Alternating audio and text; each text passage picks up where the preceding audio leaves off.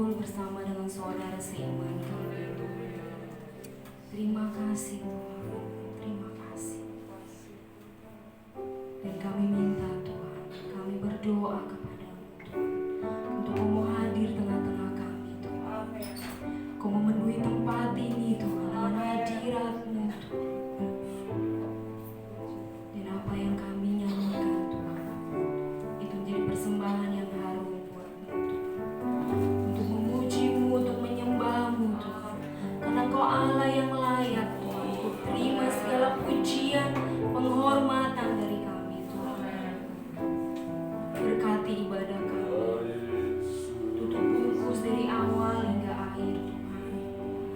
Setiap momen yang indah ini biar kami menikmati-Mu Tuhan.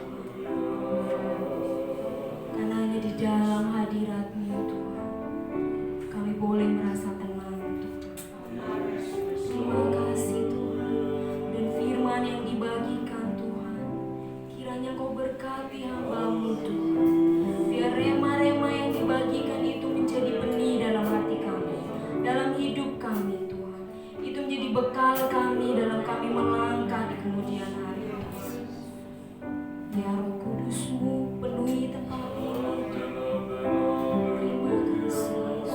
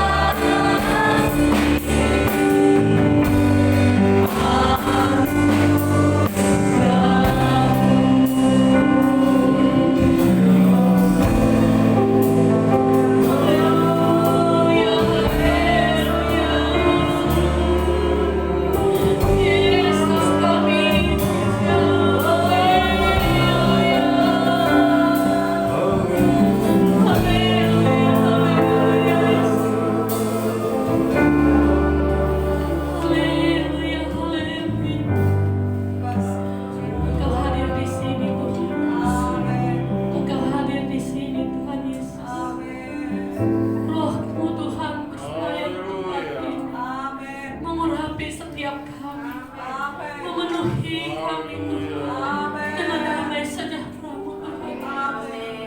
Terima kasih Tuhan Yesus. Hanya tinggal tenang di dalam Engkau Tuhan. Kami bersyukur Tuhan. Kami bersyukur Kau Allah yang tidak pernah tinggalkan kami. Terima kasih Tuhan Yesus. Engkau menggendong kami. Engkau mendekat kami dalam peluk-Mu. Sehingga kami menjadi tenang Tuhan di dalam Tuhan. Terima kasih Tuhan Yesus. Terima kasih. Terus berkarya Tuhan di dalam kami. Penuhi kami Tuhan dengan kasih-Mu Tuhan. Terima kasih Tuhan Yesus. Terima kasih. Kami mempunyai bagian terbaik, yaitu duduk di bawah kaki-Mu Tuhan untuk mendengarkan sabda-Mu. Berfirmanlah Tuhan, bersabdalah Tuhan, penuhi hati kami dengan firman-Mu. Kami butuh firman-Mu menjadi tuntunan dalam kehidupan kami. Memberkati Tuhan hamba-Mu yang akan menyampaikan firman-Mu. Kau berkati, urapi Tuhan hamba-Mu. Kami percaya setiap benih firman-Mu yang Kau taruh dalam mulutnya Tuhan, itu dapat tersampaikan Tuhan di tengah-tengah kami Tuhan. Kami dapat mendengar, menangkapnya dan menyimpan dalam hati. Akan kami menjadi pelaku-pelaku pada firman-Mu. Terima kasih Tuhan Yesus, terima kasih. Di dalam nama Tuhan Yesus Kristus kami bersyukur dan kami berdoa. Haleluya. Puji Tuhan, silakan saudara duduk kembali. Saya akan melanjutkan firman Tuhan pada minggu yang lalu dengan bagian tetap dalam panggilan Tuhan. Saudara yang saya kasih dalam Tuhan, kehidupan rohani yang berkualitas adalah kehidupan rohani yang tetap tinggal di dalam Tuhan. Nah, saudara, di dalam Wahyu pasal yang kedua ayat 10 firman Allah berkata seperti ini. Jangan takut terhadap apa yang harus engkau derita. Sesungguhnya iblis akan melemparkan beberapa orang dari antaramu ke dalam penjara supaya kamu dicobai dan kamu akan beroleh kesusahan selama 10 hari. Hendaklah engkau setia sampai mati, dan aku akan mengaruniakan kepadamu mahkota kehidupan. Nah, saudara yang saya kasih dalam Tuhan, seperti yang saya katakan, bagian tetap dalam panggilan Tuhan.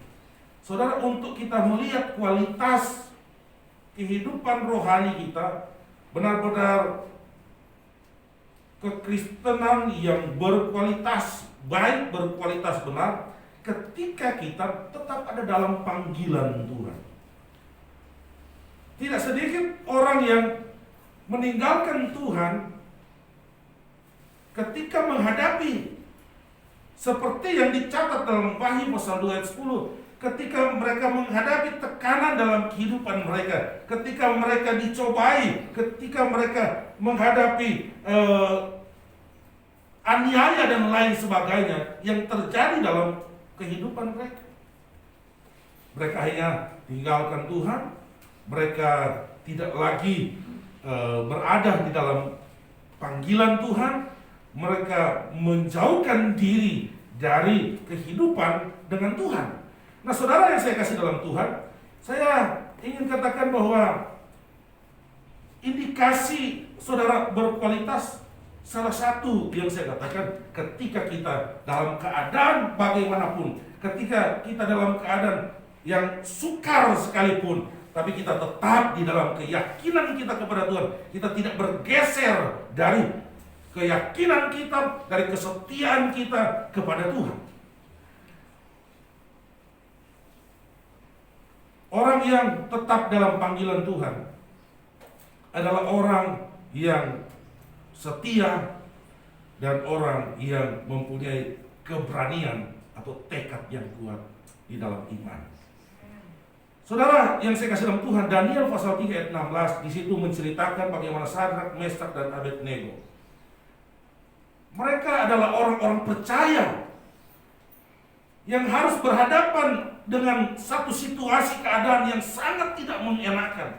Bahwa mereka diperintahkan oleh satu aturan dalam kerajaan di Babel, bahwa setiap orang ketika bunyi-bunyian dibunyikan, maka mereka harus menyembah patung Raja Nebukadnezar.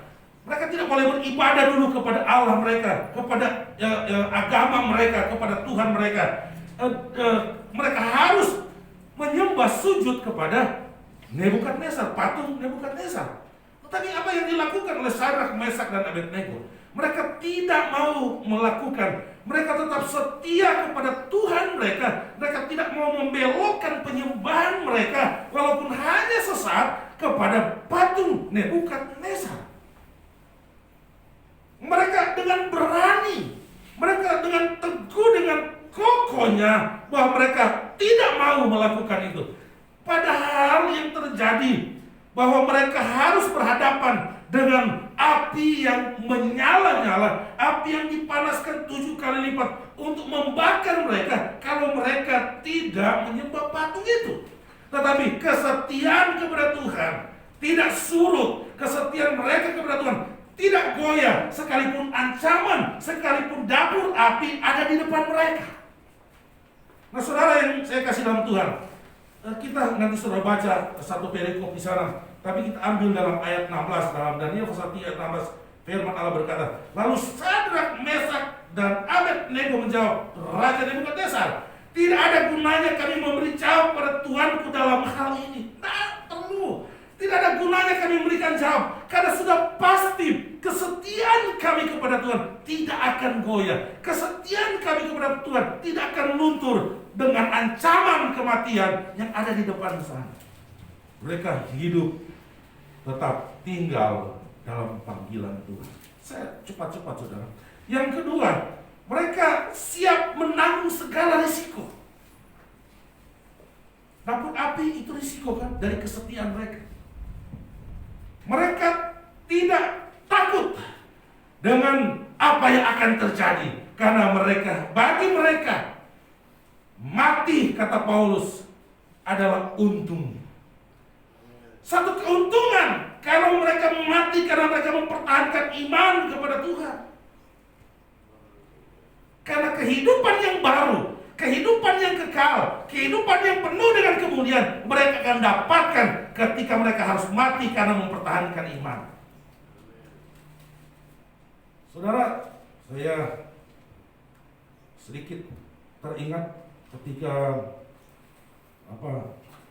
Bu Yeyen, kakak dari Bu Mimi sama adik dari Bu Benyamin. Satu saat dia di koma, saudara, di Omni. Dia koma di Omni. Dia sakit, koma, tidak sadarkan diri. Saya dipanggil, saya ditelepon. Pak, ini ibu lagi koma, bantu doa. Saya pergi dengan motor ke sana. Saya sampai di sana, dia tidak sadarkan diri, saudara. Memang dalam keadaan koma, tapi belum di ruang ICU. Saudara, saya berdoa karena bagi keluarga tentunya merindukan bahwa orang yang mereka kasih ini itu bisa bangkit, bisa sadar dan sembuh. Saya berdoa, saudara. Saya dengan sungguh-sungguh. Saya kalau berdoa orang sakit, saya tidak pernah cuma main-main, saudara. Mau siapapun itu, mau jemaat, tapi kalau panggil saya berdoa dengan sungguh-sungguh. Saudara yang saya kasih dalam Tuhan, ketika saya amin, sesaat kemudian itu Ibu Yeyen itu sadar. Apa yang terjadi, saudara? Ketika dia sadar, dia menangis. Loh, menangis? Lu sadar kan? Bagi kita ini puji Tuhan, kamu bisa sadar, kamu bisa. Lalu ditanya sama saudara, kenapa kamu menangis? Saya sudah tidak mau balik lagi. Kenapa? Saya sudah senang di sana. Saya seperti di awan-awan yang indah sekali, senang sekali. Kenapa saya harus balik? Saya harus merasakan sakit lagi. Saudara yang saya kasih dalam Tuhan, itu tempat orang benar. Ketika dia mati, justru dia mendapatkan kesenangan yang luar biasa. Nah, ini yang saya katakan, ini yang dilihat oleh Sadrak, Mesak, dan Abednego. Di dunia ini penderitaan dan kesusahan. Tetapi kalau saya mati, oleh karena saya setia, saya tetap dalam panggilan Tuhan, maka segala risiko yang saya harus alami, saya tidak takut. Kenapa? Ketika saya menutup mata, saya akan mendapatkan tempat yang indah, yang luar biasa. Belum di sorga, masih di Firdaus, sudah indah sekali. Sehingga orang yang pernah mengalami pengalaman seperti itu, mereka menyesal sekali kenapa mereka harus kembali lagi. Saudara yang saya kasih dalam Tuhan, yang membuat orang meninggalkan Tuhan, kata firman Tuhan, karena cinta dunia. Keluar dari panggilan Tuhan. Maka karena cinta dunia. Dalam 2 Timotius pasal 4 ayat 10 firman Allah berkata, karena Demas telah mencintai dunia ini dan meninggalkan aku. Ia telah berangkat ke Tesalonika. Kreskes telah pergi ke Galatia dan Titus ke Dalmatia. Demas karena cinta akan dunia, dia meninggalkan Paulus dan rekan-rekan di dalam pelayanan. Saudara, cinta dunia identik dengan nafsu yang sering kita lihat, sering kita dengar perkataan orang, yaitu tahta, harta, dan sebenarnya salah bilang wanita. Udah digabung wanita dan pria. Masa wanita selalu yang disalahin? Atau karena wanita di Taman Eden yang ambil tubuhan? Nanti selalu kalau hal-hal begitu. Nah, saudara yang saya kasih dalam Tuhan, itu gambaran garis besar dari satu keadaan yang membuat banyak orang tinggalkan Tuhan. Demas tinggalkan pelayanan, Demas tinggalkan iman kepada Tuhan. Dia telah pergi ke Tesalonika, meninggalkan Paulus dan rasul-rasul yang lain. Karena di Tesalonika ada tambang emas, di mana dia pergi lebih mencintai harta dunia, mencari kekayaan dunia semata. Sebab itu ada di dalam Timotius dikatakan cinta akan uang membinasakan itu. Saudara, seorang konglomerat, seorang kaya di Portugal, seorang yang mempunyai mendirikan satu bank yang besar di Portugal, dia mati dengan COVID. Lalu anaknya, itu semua sudah beredar itu, anaknya menceritakan bagaimana papanya katakan, betapa susahnya, sekalipun dia kaya sekali, tapi betapa susahnya dia mengambil udara, oksigen untuk sekedar dihirup, karena dia dan sakit COVID kan, jadi paru-paru kan tidak berfungsi dengan benar. Dia katakan uang yang dia miliki, kekayaan tidak dapat dia gunakan hanya untuk sekedar untuk dia bisa mengambil, menghirup udara gratis yang Tuhan berikan, oksigen yang Tuhan berikan. Tetapi ini yang dikejar oleh dunia, harta. Demas meninggalkan Paulus dan rekan-rekan hanya karena harta dunia, karena kesenangan dunia semata. Banyak orang meninggalkan Tuhan karena jabatan, karena tahta semata. Banyak orang meninggalkan Tuhan karena tahta sudah dapat, karena harta sudah dapat. Meninggalkan Tuhan karena nafsu. Saudara yang saya kasih dalam Tuhan, hal-hal yang dapat membuat kita tidak lagi bersama dengan Tuhan, meninggalkan Tuhan. Mari saudara, kita mulai belajar. Kita harus punya komitmen yang kuat seperti Sadrak, Mesak, dan Abednego, mau setia kepada Tuhan sekalipun itu sampai harus mempertaruhkan kehidupan mereka.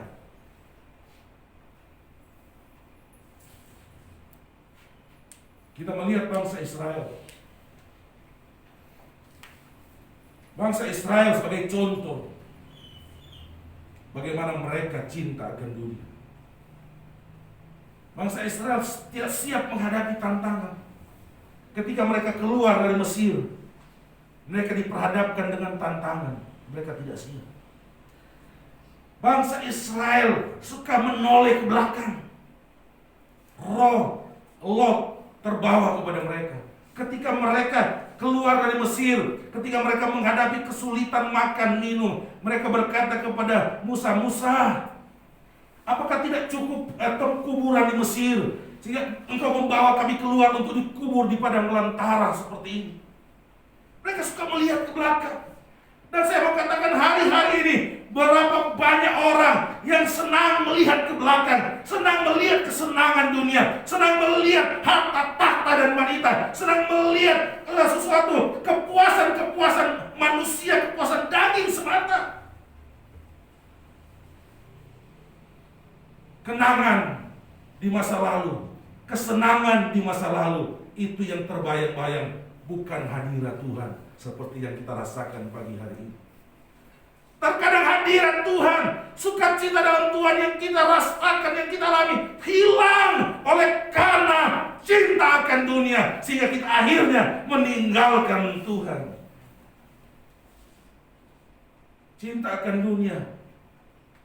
Contoh bangsa Israel, mereka hanya melihat apa yang di depan mata. Mereka tidak melihat jauh ke depan. Di sana ada tanah Kanaan, susu yang melimpah, madu yang melimpah, anggur buah-buahan yang melimpah di sana. Mereka hanya melihat apa yang di depan mata. Sekalipun di Mesir kami dipekerjakan sebagai budak, tetapi di depan mata kami, di situ ada mentimun, di situ ada bawang, di situ ada daging, di situ ada makanan yang enak-enak. Manusia kadang-kala ingin diperbudak, asalkan ada makan, asalkan disediain segala macam yang menjadi keinginan kepuasan dia. Nah, itu yang dialami oleh bangsa Israel. Keluaran pasal 16 ayat 2 sampai 3 firman Allah berkata, di padang gurun itu bersungut-sungutlah segenap jemaah Israel kepada Musa dan Harun, dan berkata kepada mereka, kalau kami mati tadinya di tanah Mesir oleh tangan Tuhan, ketika kami duduk menghadap kuali berisi daging dan roti sampai kenyang, sebab kamu membawa kami keluar ke padang gurun ini untuk membunuh seluruh jemaah ini dengan kelaparan. Ini manusia-manusia bejat. Lebih baik kami di Mesir, lebih baik Tuhan buat kami mati di Mesir, tetapi kami mati, tapi sambil kami menghadap kuali yang berisi daging, kuali yang berisi makanan yang enak-enak, yang lesat-lesat.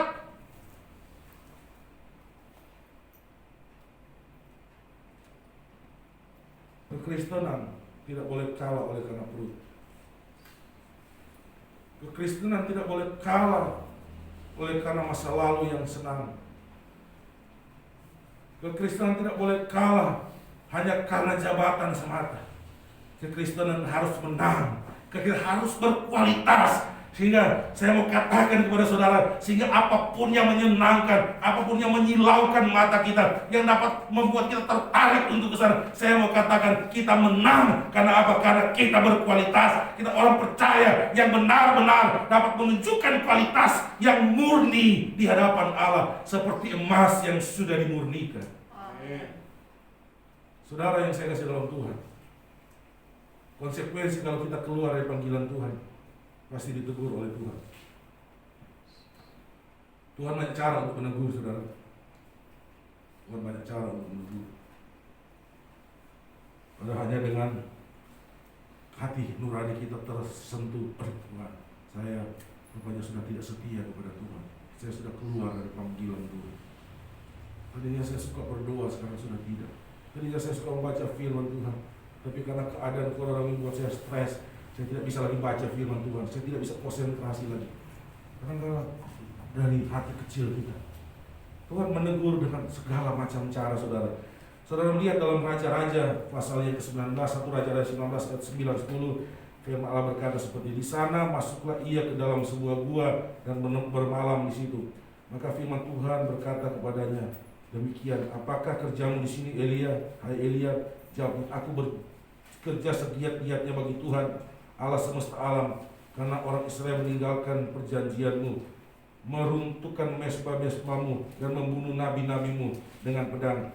Hanya aku seorang dirilah yang masih hidup, dan mereka ingin mencabut nyawaku, dan seterusnya, dan seterusnya. Tapi Tuhan katakan, keluarlah engkau. Tuhan menegur. Di Gunung Horeb dia bersembunyi. Di Gunung Karmel dia melakukan mujizat, mengalahkan nabi-nabi palsu. Tetapi hanya dengan Isabel dia lari. Dia ketakutan dengan luar biasa. Tuhan katakan, hei Eli, apa kerjamu? Kamu harus turun. menjadi raja.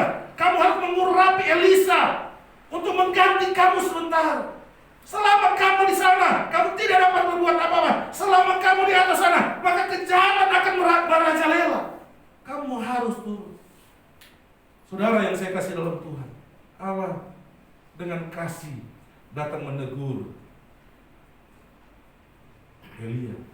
Yang berikut, saudara, kita lihat dalam Yunus pasal 1 ayat 9-10. Firman Allah berkata, sahutnya kepada mereka, aku seorang Ibrani, aku takut akan Tuhan Allah yang mempunyai langit, yang telah menjadikan lautan dan daratan. Orang-orang itu menjadi sangat takut, lalu berkata kepadanya, apakah yang telah kau perbuat? Sebab orang-orang itu mengetahui bahwa ia melarikan diri jauh dari hadapan Tuhan. Hal itu telah diberitahukannya kepada mereka. Kita lihat cerita Yunus, saudara bisa baca. Kenapa? Selalu kita dikejar oleh Allah. Saudara yang saya kasih dalam Tuhan, bagian yang lain, kalau kita coba keluar dari panggilan Tuhan, maka Allah juga menegur dengan cara yang berbeda. Kalau Elia, Tuhan katakan pergi turunan dan sampaikan dan lakukan apa yang akan kuperintahkan. Maka saudara yang saya kasih dalam Tuhan, Yunus yang keluar dari panggilan Tuhan, keluar dari kehendak Tuhan, maka dia menghadapi satu cobaan yang besar. Dia menghadapi gelombang yang besar di tengah laut. Bukan sampai di situ saja, maka Yunus dilemparkan ke dalam laut oleh karena dia tidak tetap dalam panggilan Tuhan. Jangan sampai Tuhan melemparkan kita, saudara. Jangan sampai Tuhan menghajar kita dengan tangan Tuhan. Jangan sampai gelombang yang besar menggulung kita terlebih dahulu, baru kita sadar, lalu kita memanggil nama Tuhan, lalu kita berseru kepada Tuhan. Tuhan pasti tolong, Yunus pun Tuhan tolong. Tapi kalau boleh, jangan sampai itu sudah terjadi, baru kita mau teriak, baru kita mau datang kepada Tuhan. Tuhan kita adalah Tuhan yang luar biasa. Tuhan kita adalah Tuhan yang penuh dengan kuasa. Tuhan rindu umat-umatnya tetap ada dalam panggilannya, tetap berdiam dalam panggilannya, menunjukkan kualitas iman, kualitas hidup yang benar di hadapan Tuhan. Yang berikut, saudara, kalau kita keluar dari panggilan Tuhan, yang terakhir, yang ketiga, binasa. Yunus tak binasa, masih selamat. Tetapi Yudas, dan banyak contoh lagi dalam Alkitab, ketika mereka keluar dari panggilan Tuhan, menunjukkan kualitas hidup yang tidak baik, tidak benar. Saudara lihat, Yudas akhirnya dia mati, menggantungkan dirinya sendiri. Ketika dia menjual Tuhan, ketika hanya karena harta, karena 30 keping perak semata, dia menjual Yesus. Apa yang terjadi? Dia binasa oleh karena dia tidak taat, oleh karena dia tidak setia, oleh karena dia terpengaruh dengan nafsu duniawi semata. Dia terpengaruh hanya dengan ingin memiliki duit. Dia binasa. Pagi hari ini di tempat ini, kita tidak mau keluar dari panggilan Tuhan. Kita tidak mau binasa oleh karena kesalahan kita. Kita tidak mau binasa oleh karena pelanggaran kita. Kita tidak mau binasa oleh karena kita tidak mau dengar-dengaran akan suara Tuhan. Karena Tuhan rindu kita. Kita berhadapan dengan keadaan dunia yang makin sulit dan sukar. Tapi orang-orang benar, orang-orang yang percaya kepada Tuhan, orang-orang yang tinggal setia, bahkan firman Tuhan katakan, setia sampai mati, maka aku akan memberikan mahkota kehidupan bagimu. Kita rindu mahkota kehidupan ini. Saudara, tundukkan kepala saudara. Kita percaya janji Tuhan, ya dan amin.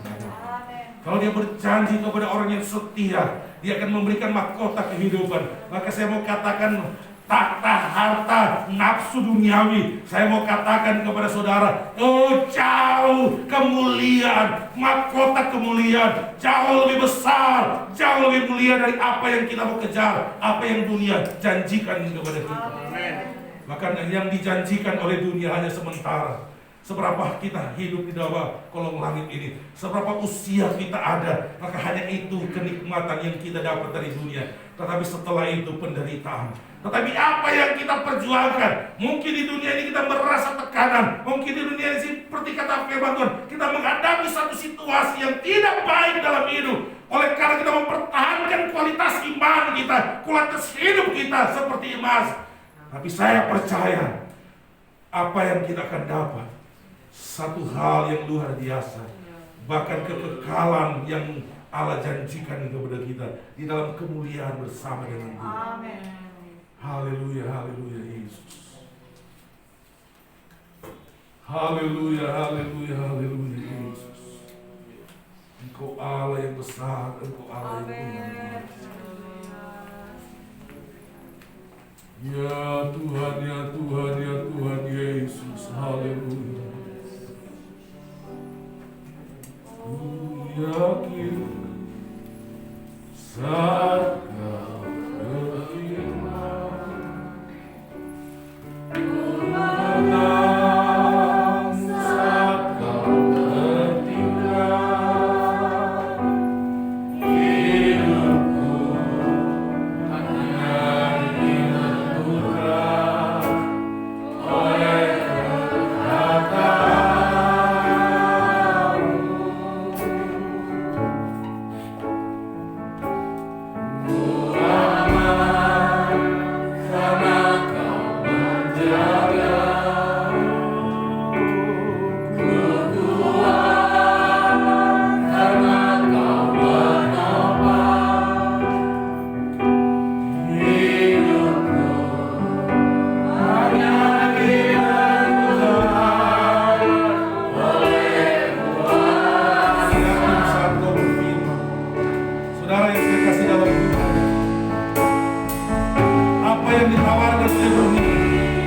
oleh dikejar oleh dunia, pada satu saat itu semua tidak ada arti apa-apa.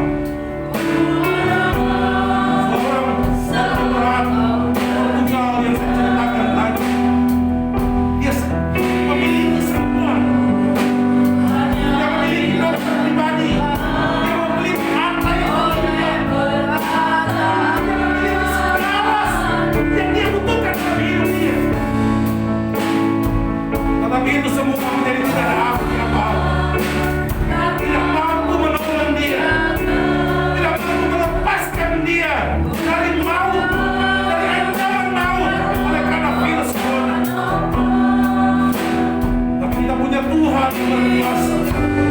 Mungkin secara materi, mungkin secara tahta, jabatan, kita tidak memiliki apa-apa. Tapi kita punya sesuatu yang besar. Kita punya sesuatu yang luar biasa, yaitu Tuhan. Tuhan dengan janji. Bagi Tuhan tidak ada yang mustahil. Bagi Tuhan tidak ada yang tidak dapat. Tuhan mampu menolong engkau. Kalau kita sementara merusak imanmu, sementara meninggalkan kualitas imanmu, maka hari ini dalam nama Yesus Allah lepaskan. Karena ada Tuhan yang menolong engkau. Ada Tuhan yang mau melakukan sesuatu yang besar dalam hidupmu. Saya mau katakan kepada saudara, bahkan kau ada di antara kita, tentu sebaliknya merasa diri nyaman, merasa diri hebat, merasa diri bisa, oleh karena mempunyai segala sesuatu. Saya mengatakan itu fana, itu menipu engkau. Engkau akan terjebak di sana, dan kualitas imanmu bagai rumput yang sebentar akan hangus terbakar. Haleluya. Hari-hari ini saya mengatakan, kita harus kuat, kita harus berbeda, kita menjadi orang Kristen yang punya kekuatan yang luar biasa. Saatnya kita mengejar hal yang rohani. Saatnya kita mengejar hal yang rohani dalam kehidupan kita.